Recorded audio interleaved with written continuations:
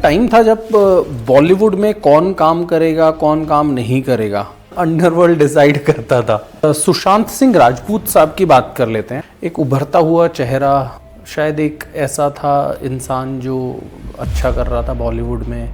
आपको क्या लग रहा है कि सुसाइड था? तो शाहरुख भाई अपनी पर्सनल लाइफ में behind the camera as a human being कैसे हैं? अभी आप पिछले 15 साल से देखिएगा, लास्ट सिंगल स्क्रीन पे जो हीरो लॉन्च हुए थे रणवीर सिंह 2010 में। उसके बाद आज तकरीबन 15 साल हो गए हैं।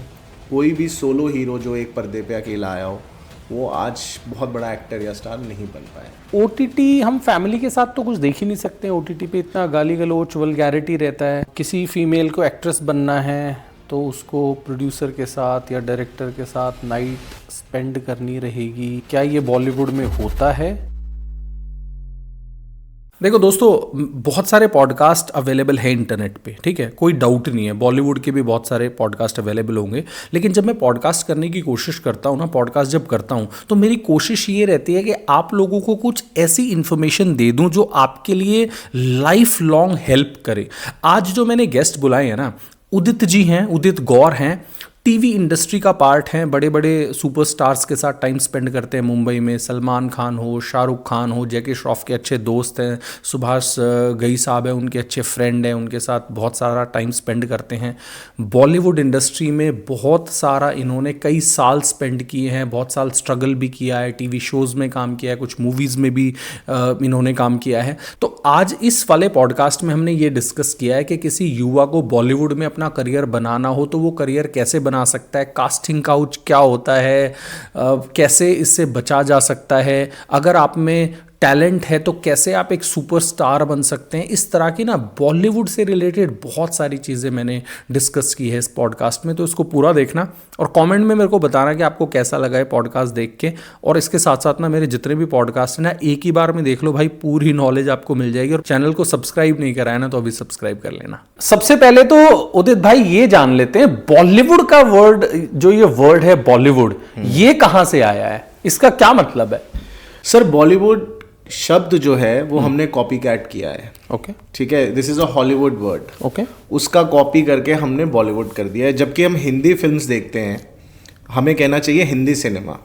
जैसे गुजराती सिनेमा हो गया, बंगाली सिनेमा हो गया, हम कहते हैं बंगाली फिल्म्स हैं, तो ये हिंदी फिल्म्स हैं। तो हमें हिंदी सिनेमा कहना चाहिए, ना कि बॉलीवुड। तो आई डोंट थिंक कि हमें ये शब्द जो है कॉपी करना चाहिए। ये नहीं करना चाहिए। जिस भाषा को हम देख रहे हैं, समझ रहे हैं, हम उसी के नाम से इसे जाने। Great, wonderful. उदित भाई, वैसे तो बहुत सारे टॉपिक्स हम डिस्कस करेंगे, लेकिन जब भी फिलहाल मुझे इस वर्ड को बॉलीवुड ही कहना पड़ेगा, क्योंकि क्योंकि मेरी जुबान पे बैठा हुआ है। Public can relate to this. तो बॉलीवुड ही अभी मैं बोलूंगा। तो बॉलीवुड में एक धारणा जो आम आदमी की बनी हुई है वो ये बनी हुई है, अगर आपको एक्टर बनना है या एक्ट्रेसेस बनना है तो मेहनत से नहीं बन सकते। क्या ये सही है? ये जो हमारी सोच है, मैं इसको सही नहीं कहूँगा। लेकिन कहीं ना कहीं ज़िंदगी में भी मैं कहूँगा, और इस लाइन में भी किस्मत का बहुत बड़ा रोल है। मेरा ये पर्सनल ओपिनियन है, अगर आप ज़िंदगी में कोई पहला ब्रेक मिलता है आपको इस इंडस्ट्री में, तो पहले 90% जो है वो आपकी किस्मत है, आपके रोल की। क्योंकि आपको पता नहीं होता, आप तो रॉ जाते हो। ठीक है, आपको एक्टर बनना है, आपको नहीं पता मेरे को क्या रोल मिलेगा, किस तरीके का मिलेगा, मेरा कैरेक्टर कैसे हिट होगा। First of all, actor hit नहीं होता, उसका कैरेक्टर हिट होता है। हमें लगता है एक्टर हिट हो गया है। अब आप मानेंगे मिक्की माउस भी एक कैरेक्टर है, तो छोटे बच्चों का तो वो हीरो हुआ, है ना। तो ऐसे ही कैरेक्टर हिट होता है। हमें लगता है यार एक्टर है, एक्टर हिट हो गया है, फिल्म हिट हो गई है, तो आई बिलीव कैरेक्टर हिट होता है। और पहला जो ब्रेक है वो 90% आपकी किस्मत पे मिलता है। बाकी उसके बाद जब आपको सेकंड ब्रेक मिलता है तो 90% आपको मेहनत करनी पड़ती है। तभी आप जनता के दिलों में अपनी जगह बना पाओगे, अपने आप को प्रूफ कर पाओगे। तो दोनों का इन्वॉल्वमेंट बहुत ज़रूरी है, बहुत नेसेसरी है इस इंडस्ट्री में आने के लिए। अगर किसी को, लेट से मेरा छोटा भाई है, हरियाणा में रहता है और उसको एक्टर बनना है, सही प्रोसेस क्या है? देखिए, सही प्रोसेस एक्टर बनने का मैं आपको बताऊं, अगर कोई इंसान को बचपन से ही चाह होती है कि मुझे अभिनेता बनना है या मुझे क्रिएटिव वर्ल्ड में जाना है, ठीक है, दो तरीके की आर्ट्स होती हैं। एक होती है क्रिएटिव आर्ट, एक होती है परफॉर्मिंग आर्ट। परफॉर्मिंग आर्ट्स होती है लाइक एक्टर, सिंगर, ठीक है। क्रिएटिव आर्ट होती है डायरेक्टर, म्यूजिशियन, एडिटर।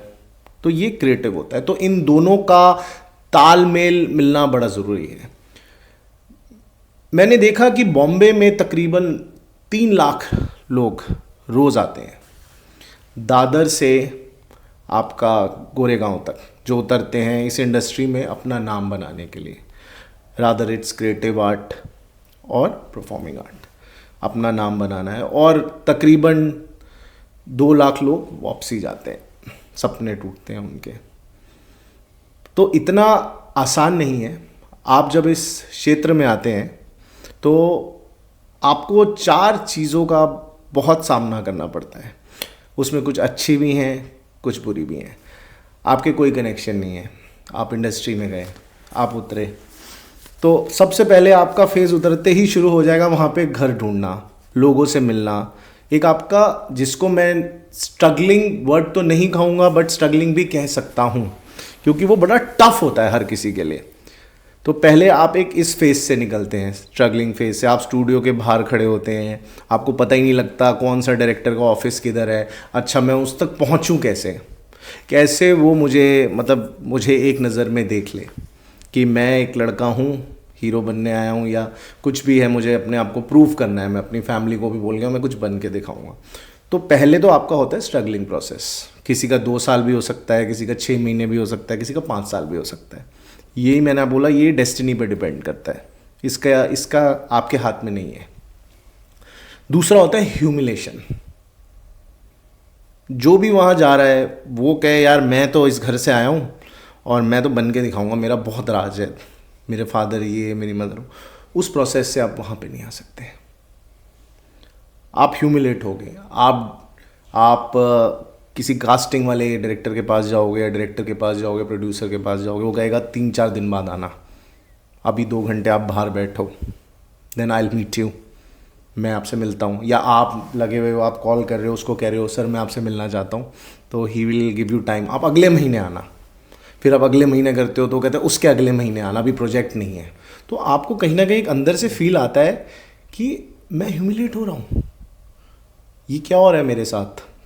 आधे लोगों का हौसला और हिम्मत तो वहीं टूट जाती है कि मैं नहीं कर सकता, मैं तो बहुत अच्छे घर का लड़का हूँ, या मैं अच्छे घर की लड़की हूँ, मैं आई हूँ और मेरा तो बहुत दबदबा है अपने यहाँ तो क्या हो रहा है मेरे साथ। I am belong to very good family, I belong to doctors family और engineer family, I can't survive here. So lot of people move on. तीसरा होता है एडमायर। जब आप ह्यूमिलेशन के प्रोसेस से निकल जाते हैं और वहाँ टिक जाते हैं, आप समझ जाते हैं, तो वहाँ पे आप लोगों से मिलते रहते हैं। ऑनेस्टी से आप मिलिए फर्स्ट ऑफ ऑल, क्योंकि ये लोग जितने भी क्रिएटिव आर्ट के डायरेक्टर्स हैं, प्रोड्यूसर्स हैं, इन्होंने दुनिया देखी हुई है। तो आप इनके आगे अपने माइंडसेट से बहुत ज़्यादा क्लियरिटी से नहीं मिल सकते, क्योंकि उनका काम है आपको ऑब्जर्व करना। वो पर्दे पे लाना चाहते हैं, वो आपके जेस्चर्स देखते हैं, आपके मूवमेंट्स देखते हैं, वो सब पता कर लेते हैं। आपको ज़्यादा बताने की उनको ज़रूरत नहीं होती, इतना उन्होंने लाइफ देखी होती है। तो कहीं ना कहीं अगर आप उनसे ऑनेस्ट रहें और आप उनके दिल में अपनी जगह बना ली आपने, हाउ टू विन पीपल, आप पहले दिल जीतना सीखिए। कम से कम इतनी इज्जत तो बने कि आप उनको फ़ोन कर रहे हैं तो आपका एटलीस्ट वो फ़ोन उठा के जवाब तो दे दें आपको कि हाँ मैं यहाँ हूँ, आप 3-4 दिन में मेरे पास आ जाओ। तो आप ये 3rd स्टेज पे पहुँच चुके हैं, because people respects you and admire you. फिर उसके बाद 4th स्टेज आती है आपकी सक्सेस। आप उनके माइंड में होते हैं कहीं ना कहीं। आपको जो रोल चाहिए, जिस तरीके की श्रेणी में आप अपने आप को देखना चाहते हैं, as an artist, as an actor, तो आपके लिए वो सोचेंगे। अब वो कब सोचते हैं, आप उसमें फिट हो रहे हैं नहीं हो रहे हैं, वो उनके हाथ में है। उसके बाद आपका एक सक्सेस शुरू होती है। तो ये जो 4 पैरामीटर्स हैं, अगर ये किसी भी इंसान ने फेस कर लिए बॉम्बे में रह के, it's a tough city, most expensive city in India, you know that, किसी ने भी एक्सपीरियंस कर लिया, उसके लिए इस क्षेत्र में आना डिफ़िकल्ट नहीं है। ओके उदित भाई, मेरा छोटा भाई, उसी का एग्जाम्पल लेते हैं। हरियाणा से जाता है मुंबई में एक्टर बनने के लिए, महीने का खर्चा क्या हुआ उसका? किस बैकग्राउंड से बच्चा आता है? रहने वाले, मेरा भाई है, रहने वालों को 2 लाख रुपए महीना भी कम पड़ता है, और जिसने मेहनत करनी है वो 20,000 में भी गुजारा करता है। ये एक बिजनेस की तरह आप समझिए, एक प्रोडक्ट हो गया। आपकी लाइफस्टाइल कैसे आपने डेवलप करी है, ये डिपेंड करता है आपके पॉकेट माइंडसेट पे। आप बैंड्रा में लो पाली हिल में घर, अपने फादर को बोलो कि लेके दे, 3 लाख रुपए रेंट भरो, 3 लाख ऊपर का खर्चा और 6 लाख। आप वर्सोवा गांव में घर लो 20,000 रुपये में, 15,000 में, जिसमें 2 लड़के शेयरिंग कर रहे हैं। ये डिपेंड करता है how much pocket allows you to be in Bombay. Okay. Actor बनने के लिए भी पैसे खर्च करने पड़ते हैं? सर ये क्वेश्चन जो है, जो it's depend upon in which field, like which production house you are in. Okay. अभी क्या होता है, जैसे जो बड़े प्रोडक्शन हाउस हैं, प्रोड्यूसर्स हैं, डायरेक्टर्स हैं, आई थिंक वो आपसे पैसा नहीं मांगते हैं। वो पैसा नहीं मांगते हैं? मुझे ऐसा लगता है कि उनके अब स्टूडियोज पैसा देते हैं आज की डेट में, प्राइवेट फंडिंग्स होती नहीं है फिल्म्स के लिए। स्टूडियो जो कहता है वहीं से, वो एक बिजनेस भी मैं कहूँगा कि भाई ये एक्टर चल रहा है, इसका बॉक्स ऑफिस इतने का है, तो स्टूडियो फंड करता है उनको, मिक्स करके दोनों स्टूडियो और प्रोड्यूसर करके एक्टर ले लेते हैं जिसकी बॉक्स ऑफिस अच्छा जा रहा है। Okay. अभी आप पिछले 15 साल से देखिएगा, लास्ट सिंगल स्क्रीन पे जो हीरो लॉन्च हुए थे वो थे रणवीर सिंह 2010 में। उसके बाद आज तकरीबन 15 साल हो गए हैं, कोई भी सोलो हीरो जो एक पर्दे पे अकेला आया हो वो आज बहुत बड़ा एक्टर या स्टार नहीं बन पाया। जिनकी भी फिल्म्स आई हैं वो सब उस क्षेत्र में नहीं चल पाई हैं, वो लोग पहचान नहीं बना पाए हैं पब्लिक के आगे जैसे वो बनाना चाह रहे थे।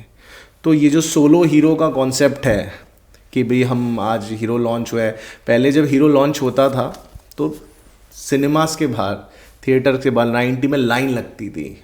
आई रिमेंबर ब्लैक में टिकट्स बिकती थी कि हम जब छोटे छोटे 90 किड, तो ब्लैक्स में टिकट बिकती थी। पर आजकल हीरो को देखना it's very easy. If you are sitting in your in your washroom, आप यूट्यूब पे देख लो कौन लॉन्च हो रहा है। तो वो जो एक क्रेज़ रहा है स्टारडम का, वो ड्यू टू दिस ब्लॉगिंग और वट एवर इज इंस्टाग्राम और जो भी है, वो थोड़ा सा कहीं ना कहीं कम होता जा रहा है। तो मैंने जो देखा है कि 15 साल में कोई भी सोलो हीरो सिंगल स्क्रीन पे लॉन्च नहीं हो पाया, ना ही कोई प्रोड्यूसर ज़्यादा कर पा रहे हैं। OTT भी बड़ा रीज़न है? OTT भी एक रीज़न है। OTT में एक्टर को एक्टिंग दिखानी पड़ती है, उधर लुक्स से बहुत कम मैटर होता है। जैसे अभी आज से 10 साल पहले आता था सावधान इंडिया, वो कॉन्सेप्ट होता था कि क्राइम पे, OTT पे क्राइम भी होता है, लव भी होता है, रोम कॉम भी होता है, बहुत सारी चीज़ें होती हैं। तो इट्स लाइक दैट, उसमें कैरेक्टराइजेशन को फाइनल किया जाता है। अगर कोई बिहार की स्टोरी है तो आप बिहार का ही बंदा लेंगे वो उसमें। तो ये एक OTT भी रीज़न है। पब्लिक क्या है, जो रियल कंटेंट पे आजकल ज़्यादा जा रही है, और जो प्यार मोहब्बत जो हमने देखी हैं फिल्म्स जो शाहरुख सर की रही हैं, वो थोड़ा अब आजकल वैसे ही लोग प्यार में इतना बिलीव कम कर पा रहे हैं, एक्शन में ज़्यादा कर रहे हैं, और आप देख भी रहे हैं जैसे चल रहा है।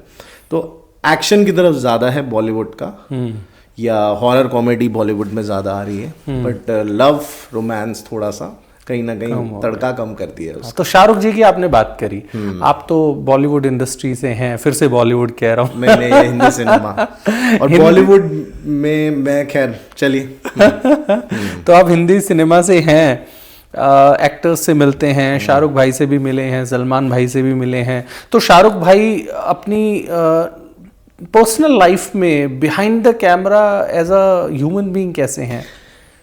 जितना मैं शाहरुख सर से मिला हूँ, मैं तो तकरीबन इवेंट्स पे मिला हूँ, या एक पर्सनल पार्टी मेरे फ्रेंड के घर पे आए थे, वो टेरेस पे उनको विश करने, तो हमारे कॉमन फ्रेंड है, तो I met him and he is very like, it's depend, like अब एक इंसान के पास 20-25 हज़ार लोग आपके आसपास खड़े हो जाएंगे तो आपका क्या रिएक्शन होगा?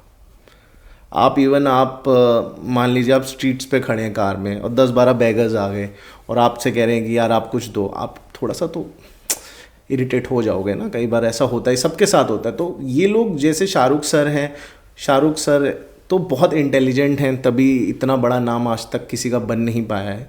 Belong to a very normal middle class family and he gain so much name and fame, वो बोलते हैं, वो समझ जाते हैं इंसान को जो आपके अंदर चल रहा है।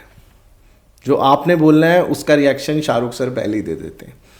और ये लोग जो हैं ये बहुत नॉर्मल हैं, जैसे हम सब हैं, इनकी भी एक दुनिया है। मीडिया में आके सबके कैरेक्टर्स जो होते हैं सब एक मैं कहूँगा ड्यूटी पे होते हैं। जैसे एक आर्मी वाला होता है, अपने जब ड्यूटी पे जाता है तो ये कैमरे के आगे इनकी ड्यूटी है, तो उस टाइम ये अपने एक अलग जोन में होते हैं। बट नॉर्मल लाइफ में सब ये बहुत ही, मैं बोलूँगा, अपनी फैमिली के लिए बहुत केयरिंग होते हैं, अपने बच्चों के लिए। और शाहरुख सर तो वैसे ही loves his kids a lot.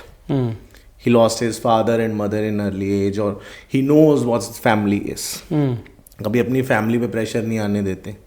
और बस जब भी इनसे मिला हूँ, ज़्यादा बात तो नहीं हुई है, बट जितनी है कि इतना समझा है कि they are very down to earth. Okay. हाँ, कोई ऐसा नहीं है कि हाँ ये साम शाहरुख खान तो no he is not like that. Okay. OTT की भी आपने बात करी उदित भाई।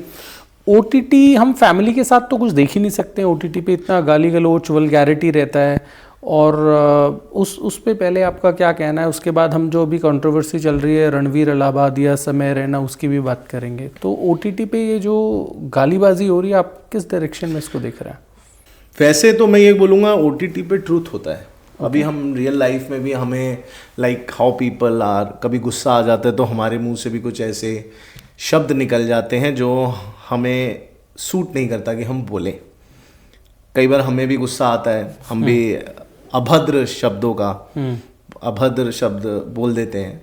तो OTT में जो दिखाई जाती है वो सच्चाई दिखाई जाती है कि इस तरीके से ऐसा होता है, इस जगह पे होता है। कहीं ना कहीं वो सोशल मैसेज भी होता है कि भाई इतने क्राइम्स हो रहे हैं, अगर उस क्राइम को नहीं दिखाएंगे, उस क्राइम में तो फिर वल्गैरिटी भी आती है ना। तो अगर हम नहीं शो करेंगे OTT में तो फिर वो रियल कैसे होगा? तो मैं ये नहीं कहूँगा, एंड इट्स डिपेंड अपॉन कि वो कंटेंट किस तरीके का है। आप अपने पेरेंट्स के साथ बैठ के देख सकते हो, या वो एक कंटेंट ऐसा है कि 18+ के बाद आप देख सकते हो। तो वो डिपेंड करता है कि वो किस तरीके से शूट होता है और वो कैसे उसको प्रेजेंट करते हैं।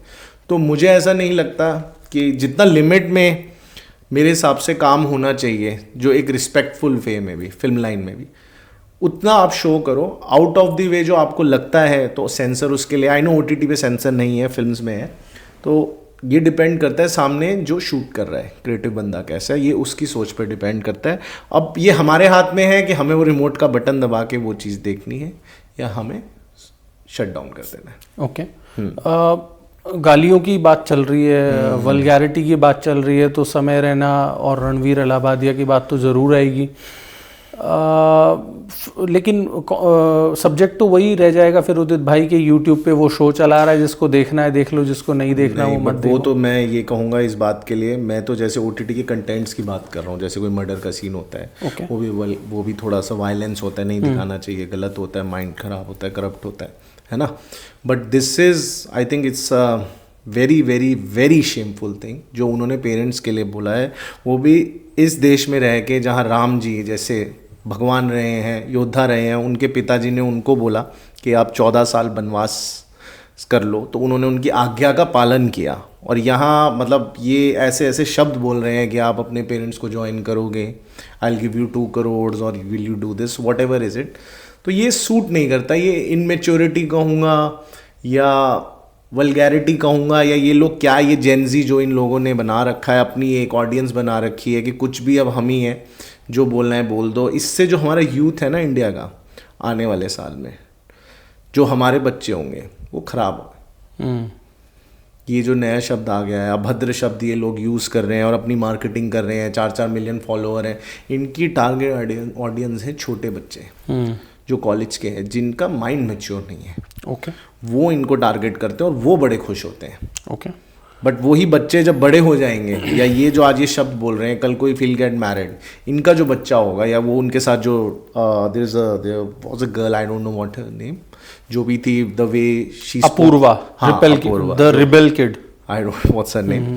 अब कल को if she is become a mother, अगर उसका कोई बच्चा होगा और वो सुने my mom talks like this, how embarrassing for that. तो ये लोग फ्यूचर का नहीं सोच रहे हैं, ये सब प्रेजेंट में जी रहे हैं कि भी अब जो है हम हैं, हमारे 4 मिलियन फॉलोअर हैं, हम कोई इंटेलेक्चुअल टॉपिक नहीं करेंगे, हम सिर्फ गालियाँ देंगे और जो ए भाई वाई करके गालियाँ जो भी ये देंगे, और हम स्टार हैं एक एज ग्रुप सर्टन में, इनको सुनो, इनसे टाइम पास करो और हंसो।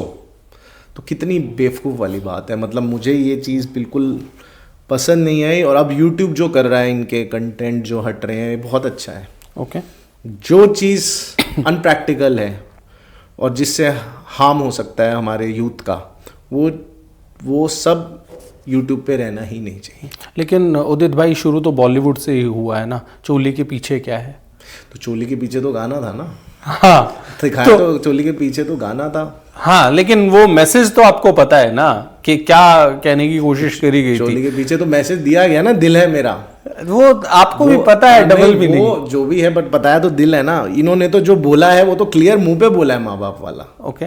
मुझे ऐसा लगता है कि बॉलीवुड ने बहुत इंपॉर्टेंट रोल प्ले जो कर सकता था, बॉलीवुड हमारे ऑडियंस को या हमारे सोसाइटी को सही डायरेक्शन में ले जाने के लिए, वो शायद बॉलीवुड ने नहीं करा। क्यों नहीं किया सर? बिल्कुल किया है। 12 फेल जैसी फिल्म्स आई हैं, कितने मैसेजेस गए हैं। अभी एक केरला की फिल्म थी जो नर्सिस की थी, कितनी बायोपिक्स बनी है। मिल्खा भाग सर जो थे, कई लोगों को पता ही नहीं था उनकी क्या अचीवमेंट्स थी। ये सारा बॉलीवुड ने ही तो प्रूफ किया है। उनको वापस लाए हैं। Chandu champion, who was that? किसी बच्चे से पूछ लो, पता ही नहीं होगा। अभी सबको पता है कौन है। तो ऐसा नहीं है। देखिए, ड्रॉबैक्स और पॉजिटिव चीज़ें हर जगह होती हैं। आप किसी कॉर्पोरेट कल्चर में भी if you work, you can C both things. उसमें एक नेगेटिव एस्पेक्ट्स भी होगा, पॉजिटिव भी होगा। ये आपको डिपेंड करना है, क्योंकि हर श्रेणी के लोग हैं और वो हर जगह हैं। ऐसा नहीं है कि यहीं पे हैं। तो ये डिपेंड करता है आप किस सेंस में उस चीज़ को कनेक्ट कर रहे हैं। ओके। बहुत लोगों की ज़िंदगियाँ भी बनी हैं, बहुत लोगों को सोसाइटी के मैसेजेस भी मिले हैं। करप्ट और नॉन करप्ट, ये तो सब जगह ही है। ओके। बॉलीवुड तो एक माध्यम है मैसेज पहुंचाने का। 36 तरीके की स्क्रिप्ट्स होती हैं, वो आसपास की स्टोरीज देखकर ही तो बनती हैं। अभी प्यार की कहानियां क्यों नहीं बन रही हैं? इश्क की क्यों नहीं बन रही है? मोहब्बत की क्यों नहीं हो रही है? क्यों नहीं चल रही हैं फिल्म्स? क्योंकि है ही नहीं। ओके। Casting couch. किसी फीमेल को एक्ट्रेस बनना है तो उसको प्रोड्यूसर के साथ या डायरेक्टर के साथ नाइट स्पेंड करनी रहेगी। कहीं पे भी रोल्स चाहिए तो उनको फेवर्स करने रहेंगे। क्या ये बॉलीवुड में होता है? सब करते हैं, कोई कोई करता है? क्या है ये कास्टिंग काउच? सर, ये जो कास्टिंग काउच है ना, अगर मैं आज एक फिल्म बना रहा हूँ, मेरे पास है 30 करोड़ रुपए, मैं कभी भी किसी लड़की को नहीं ले सकता ये देखकर कि if you be with me I can take you, मैं तुम पे 30 करोड़ रुपए लगा रहा हूँ। मैं उसको देख के लूँगा जिससे बिजनेस आएगा। सिंपल है। मैं अपना पैसा दांव पे नहीं लगा सकता। कोई भी इंसान हो, वो आपकी कैपेबिलिटी पे ही आपको मिलेगा काम। ओके। दूसरा एक रीज़न होता है कि देखिए, फ्रॉड लोग तो थोड़ा बहुत, मैं किसी को नाम नहीं लूँगा, गलत लोग और सही लोग सब जगह होते हैं। आप थोड़ा सा जिस लेवल पे आप टकराते हो, आपको वहाँ से उठना है। तो जो बहुत, जिसके घर में बहुत मुश्किल से रेंट जा रहा होगा, जो वहाँ पे काम कर रहा होगा इंडस्ट्री के अंदर, वो आपको इस श्रेणी में ज़रूर आपको बताएगा कि यार देखो, ये ऐसे आई थी हीरोइन, ये ऐसे बनी, इसको मैं लेके गया, वो कुछ भी नहीं थी, जिसकी थी इसको मैंने मिलवाया। Because people take credit. कहानियाँ तो बनानी है ना। अब लड़की है, एक आकर्षण है कि भाई कैसे इसको अपनी तरफ अट्रैक्ट किया जाए। पैसे मेरे पास है नहीं, बड़ा प्रोड्यूसर मैं हूँ नहीं, तो मैं कैसे करूँ? कोई तो कहानी मुझे बनानी पड़ेगी। ये मैंने दिया इसको काम, मैंने यहाँ मिलवाया। तो जब कोई बच्चा आता है, बॉम्बे सीखता है, तो पहले तो चकाचौंध में होता है, 6 महीने 7 महीने देखता है, बड़ी पार्टीज, हीरोइन, फिर उसको कहानियाँ, हीरोइन को पहुँचाने वाले एक तो आपको 50 लोग मिल जाएंगे कि मेरे पास आई थी, मैंने उसको ये सिखाया। जब तक इंसान नहीं सक्सेसफुल तो उसको कोई नहीं जानता। वो बन गई तो इसको मैंने बुलाया, उसने भी ऐसे किया, तुम भी करो। वो एक नेगेटिव इम्पैक्ट है, नेगेटिव गाइडेंस है जो मिलती है। अब मैं इसको भी किस्मत कहूँगा। कई लोग बहुत अच्छी जगह टकराते हैं जो बिना उसके भी, जिन्होंने अपना नाम बनाया है अपने क्राफ्ट से, अपनी मेहनत से, अपने कनेक्शन से भी। कनेक्शंस और क्राफ्ट दोनों बहुत मैटर करते हैं, एक चीज़ से भी काम नहीं होता, जो मैं बिलीव करता हूँ। और नेटवर्किंग एक ऐसा ही श्रेणी है जो हर फील्ड में रिक्वायर्ड है। लाइक मेरा I always have a plan B, I work in to real estate as well with DLF, तो मैं वहाँ नेटवर्किंग करता हूँ ना अपनी सेल्स में, मार्केटिंग में, तो नेटवर्किंग तो चाहिए ही चाहिए। आप एक बिल्डिंग का प्रोडक्ट ले लो, आप मोबाइल का प्रोडक्ट ले लो, वो तो सब जगह चाहिए। तो ये कास्टिंग काउच भी ऐसा होता है जो बहुत ही लोग जो बहुत गलत गाइड करते हैं, जिनके घर में खुद दिया नहीं जल रहा होता, तो वो अपने घर में दिया जलाने के लिए ऐसी कहानियां बनाते हैं या ऐसे एक्सप्लॉइट भी करते होंगे, आई एम श्योर। तो होता है, सब होता है, और नहीं होने को कुछ भी नहीं होता। उदित भाई, बड़े बड़े एक्ट्रेसेस, मैं नाम नहीं लूँगा कैमरे के सामने, लेकिन बड़े बड़े एक्ट्रेसेस ने बोला है कि हमारे साथ we had to sleep with director और producer to get that role.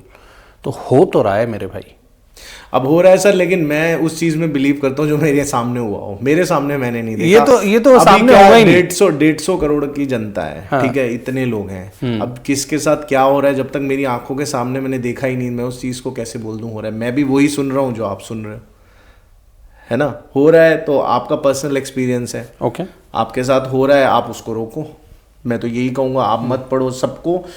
सबको समझ है जो वहां बनने आया है, ठीक है। मैं कहता हूँ आप गूगल हटा दो, आप फेसबुक हटा दो, आप इंस्टाग्राम हटा दो, आप AI टूल्स हटा दो, आपका दिल और दिमाग तो आपका अपना है ना, उसमें तो कोई नहीं आपको गाइड कर सकता ना। तो जो हम चाह रहे हैं, हमें पता है हम वही चाह रहे हैं, हमें क्या करना है, हमें हमसे बेटर कोई नहीं बता सकता।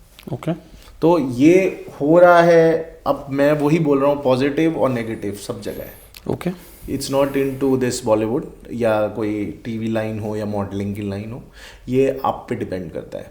मेंस के साथ भी होता है, बॉयज़ के साथ भी होता है। बॉयज़ के साथ होता होगा सर, बॉयज़ का भी सुना है। जैसे मैं सुनता हूँ हर चीज़ में सेल्स होती है ना, हम लोग क्या है, सेल्स ही तो करते हैं अपने आप को। अगर कोई ऐसे बोले तो मेंस के साथ भी होता है, किसी के साथ नहीं भी होता है। ये डिपेंड करता है कि आप, मेरा वही बार बार कहना है कि आप किस एटमॉस्फेयर पे डिपेंड हो रहे हो। लाइक आप डायरेक्ट किसी बहुत बड़े, मस्ट से एक एग्जांपल है, आप किसी बड़े ऑफिसर को जान रहे हो, बहुत बड़े गवर्नमेंट रैंक के ऑफिसर को, आप उसके पास काम लेके जाओगे, वो आपको क्या कहेगा, यस या नो।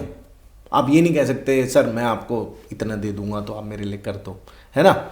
आप किसी को हर्ट नहीं है नाम, आप कहीं भी बाहर जा रहे हैं, फिर वो आउटसाइड रोड समबडी कि भाई मैं तो आपका रेड लाइट तोड़िएगा, आप 100 रुपये ले लेना यार, मेरी जान छोड़, वो कैसे खुश हो जाए। तो ये सब जगह है, ऐसा नहीं है कि सिर्फ इस इंडस्ट्री में है। तो जिसकी इंसान की इमेज अच्छी होगी, जो काम करने में व्यस्त होगा, जो अपने काम के प्रति जिसको प्यार होगा, वो आपको आपके कैलिबर पे लेगा। ओके, वो आप नहीं कि मैं आपको ये कर देता हूँ तो इसके बदले आप मुझे ये दे दोगे, ऐसा नहीं होता। ऐसा होना होता तो आज मैं भी बहुत बड़ा स्टार होता, जितना मैं कनेक्टेड हूँ। ओके, तो मोटा मोटा उदित भाई आप जो बोल रहे हैं वो ये बोल रहे हैं कि जो अच्छी मूवीज है जिसका बड़ा बजट है, उसमें उनको परफॉर्मेंस चाहिए होती है, उसमें उनको कास्टिंग काउच नहीं चाहिए होता है। लेकिन जो छोटे डायरेक्टर्स हैं, छोटे काम जो देते हैं, वो एडवांटेजेस लेते हैं। नहीं, मैं ये भी नहीं कह रहा कि वो एडवांटेजेस लेते हैं, वो तो लेते हैं उदित भाई, बट कहीं ना कहीं किसी के भ्रम में गलत सही लोग तो होते ही है ना। हाँ। कहीं ना कहीं इंसान पहुंच भी जाता है, जिंदगी है, गलतियां होती हैं इंसान से, कभी कोई गलत इंसान टकरा जाता है। गलत और सही भी कुछ नहीं होता, कई लोगों का पहले ही होता है कि हमें कोई फर्क नहीं पड़ता, हमें लोग काम चाहिए। तो गलत और सही भी हर तरीके का इंसान है, उसको हर तरीके की उसकी जजमेंट है। Like if I am like religion में भी ऐसे ही होता है। आज मेरी ईद है, अगर आज मैंने बकरा नहीं खाया तो मेरे लिए तो वो गलत हो गया। प्लस अगर आज मैं जैन हूँ और मैंने एक मच्छर भी मार के खा लिया तो मेरे लिए वो भी गलत हो गया। तो मैं किसका सच मानूं? तो सच तो हर किस्म का सच है। ओके, उदित भाई, एक टाइम था जब बॉलीवुड में कौन काम करेगा कौन काम नहीं करेगा ये अंडरवर्ल्ड डिसाइड करता था।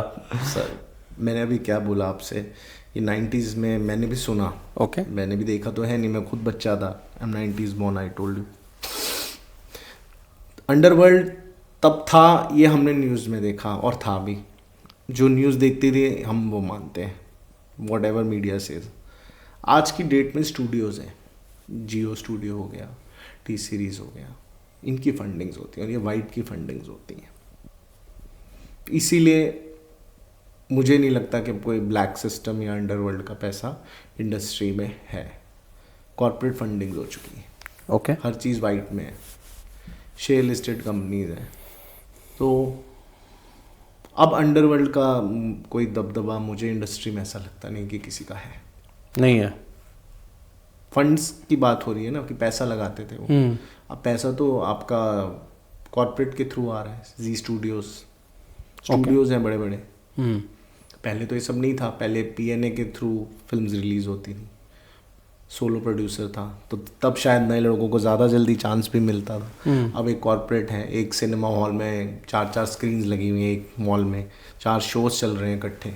ब्लैक ख़त्म हो चुका है, जब टिकट्स ही ब्लैक की ख़त्म हो गई तो अंडरवर्ल्ड कहाँ से आज की डेट में रहेगा। अभी अंडरवर्ल्ड से इन्फ्लुएंस नहीं है बॉलीवुड? नहीं, कोई इन्फ्लुएंस नहीं है। ओके। जितना मैं लोगों को जानता हूँ मीडिया इंडस्ट्री में, चाहे टीवी की हो या फैशन इंडस्ट्री हो या फिल्म इंडस्ट्री हो, अब कुछ नहीं है ऐसा। सुशांत सिंह राजपूत साहब की बात कर लेते हैं। एक उभरता हुआ चेहरा, शायद एक ऐसा था इंसान जो अच्छा कर रहा था बॉलीवुड में। आपको क्या लग रहा है कि सुसाइड था? आप तो वहाँ पे लोगों से मिलते हैं, बातचीत करते हैं। सर देखिए, बहुत तरीके के लोग होते हैं और हर लोग का, हर इंसान का एक अलग जवाब होता है। ओके। ये इसकी इन्वेस्टिगेशन तो जो वहाँ पे गवर्नमेंट है, जो भी जिसके अंडर है वहाँ, वो कर ही रही है। अभी फिर आई थिंक केस ओपन हुआ, तो वही बेटर जान सकते हैं, इसमें मैं क्या बताऊँ। ओके। ना मैं उनसे क्लोज था, ना मैं उस पार्टी में था, मैंने भी वो न्यूज़ के माध्यम से ही सुना था। ओके। जैसे हम सबको एक नॉलेज है, समझ आया, वही मैं भी समझता हूँ। ओके। नेपोटिज्म प्रॉब्लम है, नहीं है? ये जो टॉपिक है ना, नेपोटिज्म, ये सदियों से चलता आ रहा है। ओके। मैं मानता हूँ नेपोटिज्म जो है बहुत सालों से चलता आ रहा है, लेकिन एंड में जीता वही है जिसमें कैपेबिलिटी होती है। क्योंकि नेपोटिज्म में क्या होता है, आपको बस एक माहौल वैसा मिल जाता है, आपको अप्रोच जल्दी मिल जाती है। आप बचपन से एक फिल्म सेट्स पे जा रहे हो, आपके पेरेंट्स जा रहे हैं, शूट्स पे जा रहे हैं, अगर आप होशियार हो तो आप सीख जाते हो। जो बाहर का बच्चा आता है इंडस्ट्री से, उसको 4 या 5 साल तो वैसे ही समझने में लग जाते हैं। जैसे एक डॉक्टर और इंजीनियर को 5 साल तक तो जानता ही है लोगों को। अब तो ये मुझे नाम से जानते हैं, बड़े प्रोड्यूसर हैं, लीडर हैं। जो फिल्म इंडस्ट्री के हैं, जो पहले से इंडस्ट्री में है, ऑफ कोर्स प्रायोरिटी मिलती है, लेकिन एंड में सिलेक्शन तो देखो पब्लिक नहीं करना होता है।